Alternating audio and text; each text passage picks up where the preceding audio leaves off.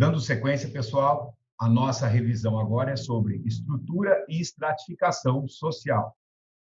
Exercício número 1. A questão das classes sociais na sociologia tem diferentes formas de explicação. Dentre as explicações clássicas, as de Marx e Weber. Atualmente encontramos estudiosos que analisam a estrutura social brasileira de diferentes maneiras. 1. A classe C é a classe central, abaixo da A e B e acima da D e E. A faixa C, central, está compreendida entre os R$ 1.064 e os R$ 4.561, a preços de hoje na Grande São Paulo.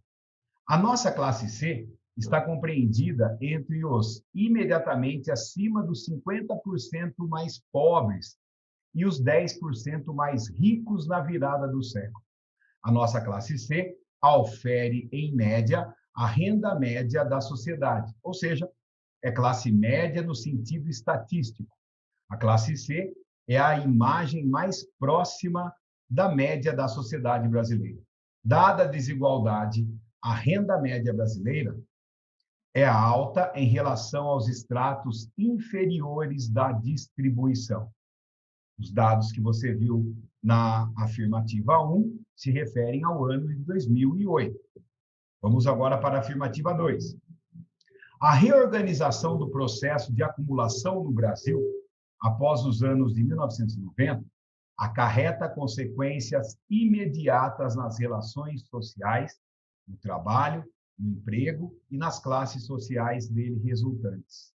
Assim, podemos concordar que o operariado industrial perdeu o seu peso relativo na nossa sociedade.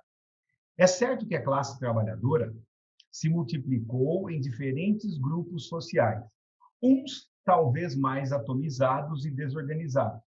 Também percebe-se que houve um processo de financeirização da classe hegemônica brasileira, que acabou reduzindo ainda mais os setores dominantes, sobretudo entre os banqueiros, as multinacionais e os grupos econômicos, mesclados entre si com o capital financeiro e o capital internacional.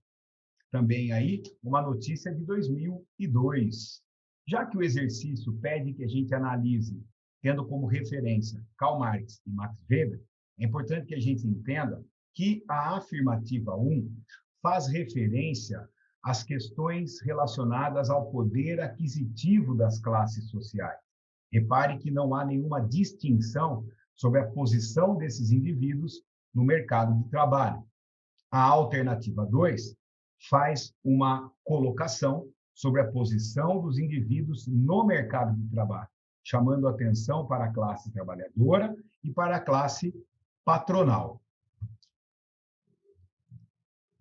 Considerando as duas teorias e os dois tipos de análise dos estudiosos, é correto afirmar que as análises de 1 e 2 concordam com Max Weber simultaneamente. Negativo, pessoal. A 1 concorda com o Weber. 1 e 2 concordam com Karl Marx simultaneamente. Negativo, pessoal. A 2 concorda com Karl Marx. A 2 concorda com Max Weber. E as D1 com Karl Marx. Negativo seria aí o inverso. 1 e 2 discordam igualmente de Karl Marx e de Max Weber. Negativo. 2 concorda com Karl Marx e 1 concorda com Max Weber. Esta é a alternativa correta. Lembre-se, para Karl Marx, a classe social é formada por um conjunto de indivíduos que ocupam a mesma posição na produção social em uma sociedade. É o fator econômico definidor das classes. Marx classifica as classes em dois tipos fundamentais: os proprietários dos meios de produção, no caso, os burgueses, os capitalistas, os empresários, e os não proprietários dos meios de produção, no caso, os trabalhadores assalariados ou o proletariado. Já Max Weber entende a classe como um elemento relacionado a fatores econômicos, como renda, riqueza e propriedades. Chama atenção o conceito de situação de classe, que se refere as pessoas que têm idênticas oportunidades econômicas de vida, conforme você viu na afirmativa 1. Exercício número 2. A década internacional de afrodescendentes, declarada pela ONU, vem sendo celebrada desde 1º de janeiro de 2015 e se estende até 31 de dezembro de 2024, com a participação dos 196 países membros da ONU.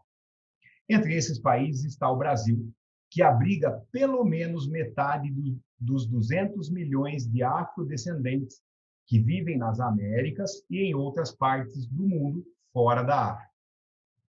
A respeito dos indicadores que evidenciam a necessidade de adoção de políticas de reparação propostas pela década dos afrodescendentes, no caso brasileiro, é correto afirmar apenas que você repara que o enunciado faz uma referência de que o Brasil compõe uma população negra bastante ampla.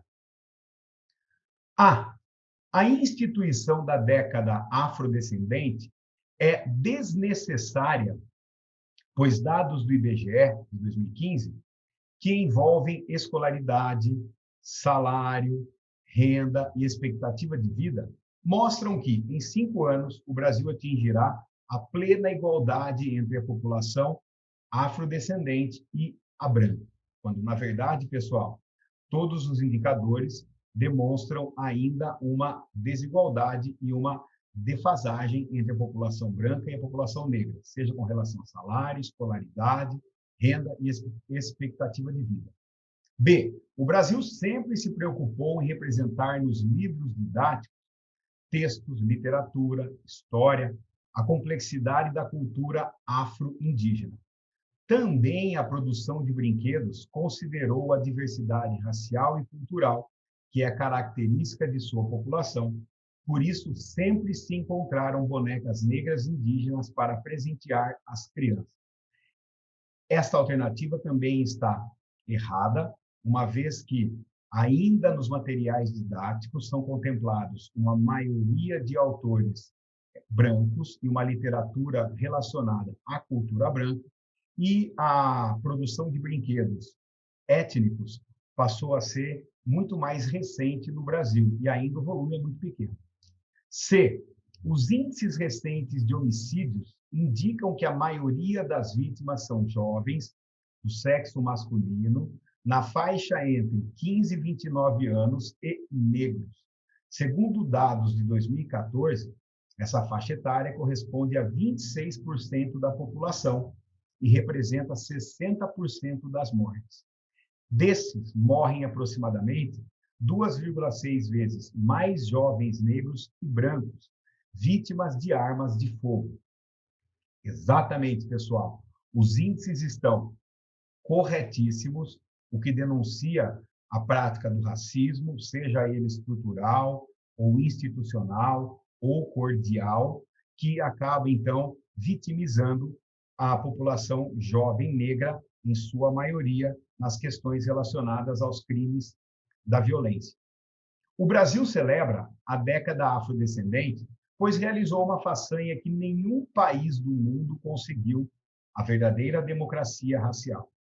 Negativo. Democracia racial é um conceito que foi elaborado pelo antropólogo Arthur Ramos no começo do século XX e muito divulgado pelo sociólogo e antropólogo Gilberto Freire, que acredita que, por sermos uma nação mestiça e miscigenada, existe um equilíbrio de antagonismos, uma convivência harmônica entre as pessoas brancas, pretas e pardas, e todas as pessoas têm as mesmas oportunidades de ascensão econômica, social e política no Brasil.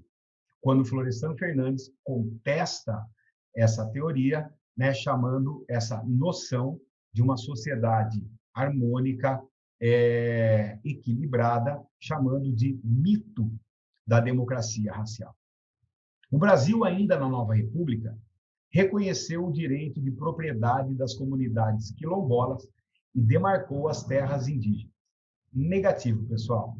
Todos esses eventos relacionados à demarcação de terras indígenas e quilombolas são mais recentes principalmente a partir da Constituição de 1988. Exercício número 3. As desigualdades no Brasil têm muitas causas e geram várias consequências. Historicamente, elas iniciaram seu desenvolvimento com a chegada dos portugueses.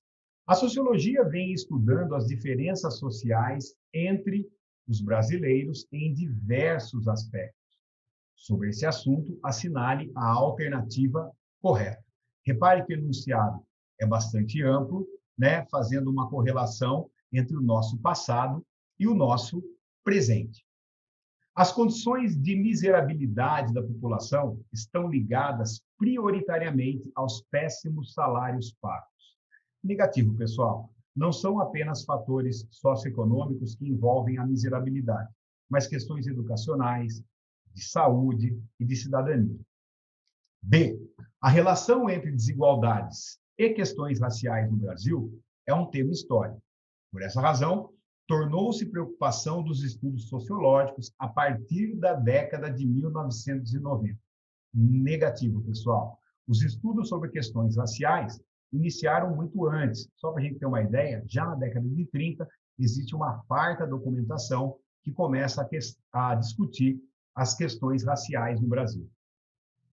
C. A noção da pobreza frente às desigualdades sociais no país revela concepções com enfoques no aumento do enriquecimento, do desenvolvimento industrial e da privação relativa. A noção de pobreza e das desigualdades sociais no Brasil, pessoal, vão além da questão da concentração de renda e além da esfera econômica. Voltando aqui ao que nós falamos na alternativa A, também envolvem questões como acesso à educação, um meio ambiente saudável, o acesso aos mecanismos de saúde, a segurança pública, entre outros elementos. Os programas assistenciais Bolsa Família, Fome Zero, entre tantos do governo brasileiro, avançaram, mas os índices de pobreza não diminuíram. Esses programas, pessoal, colaboraram muito para a redução da pobreza no Brasil. Por isso que esta alternativa está incorreta. O setor informal é outro fator indicador de condições da reprodução capitalista no Brasil. Os camelôs e vendedores ambulantes são trabalhadores que não estão juridicamente regulamentados, mas que revelam a especificidade da economia brasileira. Esta é a alternativa correta, pessoal. Em função das dificuldades de uma farta população brasileira, com relação ao ingresso formal no mercado de trabalho, ao acesso à educação, entre moradia digna, entre outros elementos, acaba sendo uma saída, uma solução para a sobrevivência, o setor informal e outras possibilidades de sobrevivência pelo trabalho dessa população marginalizada no Brasil. Vamos conversar agora sobre indivíduo, identidade e socialização e orientação sexual. 1. Os sociólogos estabelecem distinção entre a socialização primária e a socialização secundária. A socialização primária é o processo por meio do qual a criança se transforma num membro participante da sociedade. A socialização secundária compreende todos os processos posteriores por meio dos quais o indivíduo é introduzido em um mundo específico. Qualquer treinamento profissional, por exemplo, constitui um processo de socialização secundária. O que é socialização? Socialização é um processo social através do qual as pessoas têm acesso à cultura da sociedade ao qual pertencem ou ao qual vão fazer parte. A primária, então, é uma socialização com base na afetividade e grupos próximos dos indivíduos, e a secundária, como o próprio texto diz, com relação à fase adulta, né, ou mais próximo da fase adulta. Considerando o texto acima reproduzido, é correto afirmar que a A socialização é um fenômeno que ocorre apenas nos anos iniciais da vida. Negativo, o próprio enunciado desmente a A. B, a socialização primária é aquela que ocorre no ambiente familiar. E a secundária é aquela que ocorre apenas nas escolas. Negativo, o enunciado, mais uma vez, desmente a alternativa B. C, as pessoas nascidas em famílias bem estruturadas não precisam passar por processos de socialização secundária. A C também está incorreta. Para ser um ser social, todas as pessoas, independentemente da classe, do gênero, são socializadas. D, apenas as sociedades industrializadas apresentam processos de socialização secundária. Negativo. Esse é um processo universal que existe em qualquer sociedade. E, a socialização é um processo que se inicia quando nascemos e nunca chega ao fim. Exatamente, pessoal. Infelizmente, a socialização finda quando nós morremos. Por isso, a E é a única alternativa correta.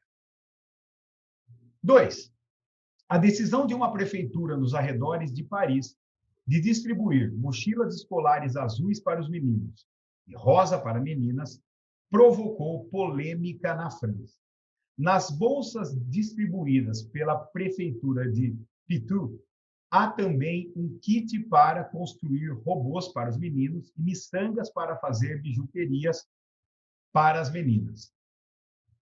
A distância causou polêmica no momento em que o governo implementa na rede educacional um programa para promover a igualdade entre homens e mulheres e lutar contra os estereótipos. O enunciado, então, demonstra aqui uma questão relacionada ao gênero e ao sexo. Lembrando aqui, nós podemos falar da questão do sexo quando nós pensamos na questão biológica, quer dizer, a formação do nosso corpo.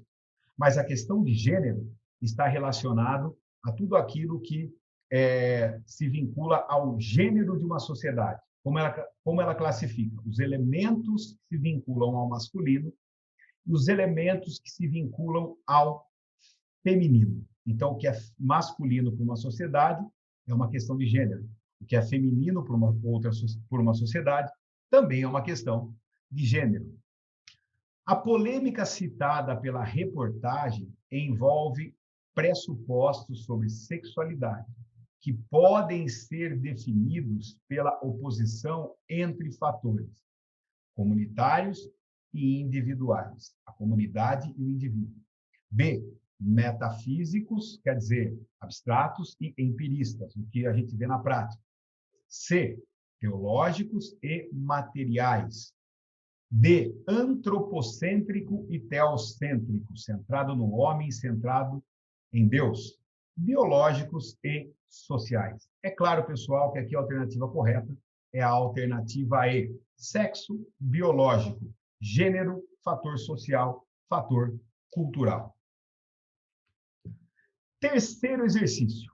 No Brasil, assim como em vários outros países modernos, o movimento LGBT representa um desafio às formas de condenação e perseguição social contra desejos e comportamentos sexuais anticonvencionais associados à vergonha, imoralidade, pecado, degeneração e doença.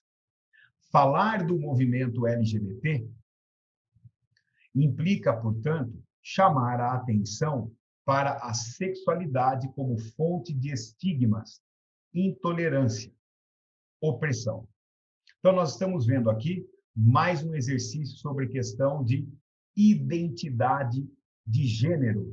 Quer dizer, a identidade de gênero é o gênero masculino ou feminino que o indivíduo se identifica, sendo ele ou ela do sexo masculino ou do sexo feminino. A identidade, então, é o gênero que a pessoa se identifica, o que ela sente ser. Muito bem. Segunda coisa, pessoal, nesse caso aqui, aparece a questão do movimento LGBT, que, na verdade, a sigla é LGBTQIA+. e que nós estamos falando, então, de uma população que compõe a parcela homossexual da sociedade. Essa parcela vive muitos momentos de constrangimento e violência, seja violência física, por exemplo, praticada pela homofobia, chegando até, né, a agressão e a morte, ou seja, a violência praticada no plano cultural, intelectual e político, que nós podemos chamar, como dizia Pierre Bourdieu, de violência simbólica. O movimento social abordado justifica-se pela defesa do direito de A. Organização sindical. B. Participação partidária. C. Manifestação religiosa. D.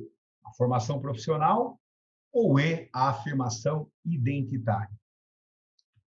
Exatamente, pessoal. É a alternativa E que é a alternativa correta. Firmeza, pessoal? Nós vamos ficando por aqui nessa primeira parte e voltaremos, então, para uma segunda parte, para a revisão da UFPR, comigo, Luciano, seu professor de Sociologia. Tamo junto.